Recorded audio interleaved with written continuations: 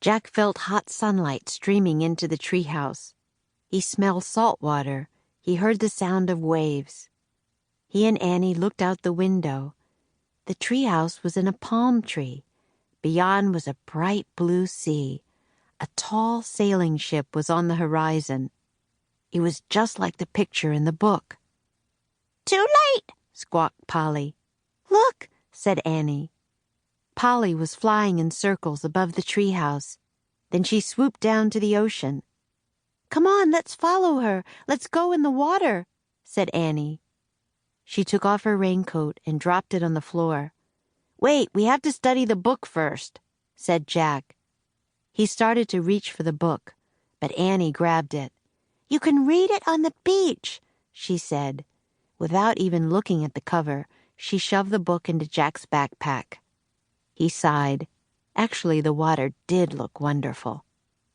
"Okay," Jack said. He took off his raincoat, too. "Come on." Annie handed Jack his backpack, then started down the ladder.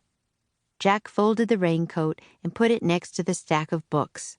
He put on his backpack, then he went down the ladder. As soon as Annie hit the sand, she ran toward the ocean. Jack watched her wade into the water. She was still wearing her rain boots. "Your boots, Annie," called Jack. She shrugged. "They'll dry out," she said.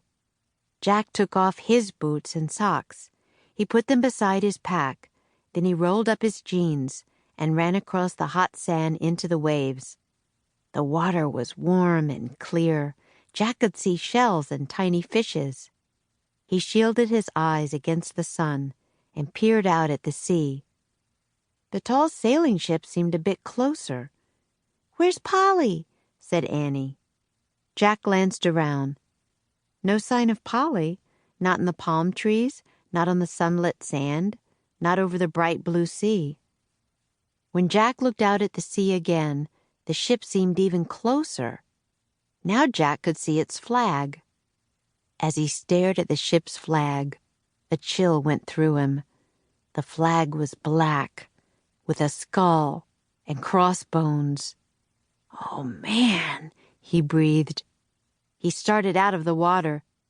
"What's wrong?" said Annie. She splashed after him. Jack ran to his backpack. Annie followed. He grabbed the book from his backpack. He looked at the cover. For the first time, he and Annie read the title of the book. "Yikes!" said Annie.